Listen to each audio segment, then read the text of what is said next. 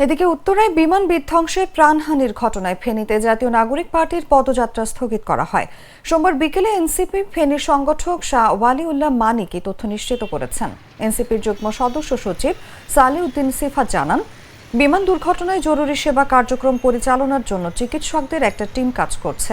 একই সঙ্গে সোমবার ফেনী ও মঙ্গলবারের নোয়াখালী ও লক্ষ্মীপুরের জুলাই পদযাত্রা স্থগিত করা হয়েছে। এদিকে সোমবার বিকেলে পদযাত্রা শেষে শহরের কেন্দ্রীয় শহীদ মিনারে সমাবেশ হওয়ার কথা ছিল। সমাবেশকে কেন্দ্র করে দুপুর থেকে জেলার বিভিন্ন প্রান্ত থেকে এনসিপি নেতাকর্মীরা জড়ো হতে থাকেন। রাতেই প্রস্তুত হয় মঞ্চ। বিকেল থেকে স্থানীয় নেতাকর্মীদের স্লোগানে মুখর হয়ে ওঠে ট্রাঙ্ক রোড। সর্বশেষ তথ্য অনুযায়ী অসংখ্য শিক্ষক ও শিক্ষার্থী আহত হয়ে ঢাকার বিভিন্ন হসপিটালে মুমূর্ষু অবস্থায় চিকিৎসাধীন রয়েছে। বান্ডেল থাকলে প্রতি সেনমানিতে টাকা বাঁচবে। বিকাশ সেনমানি বান্ডেল কিনে জিতুন প্রতি লেনদেনে।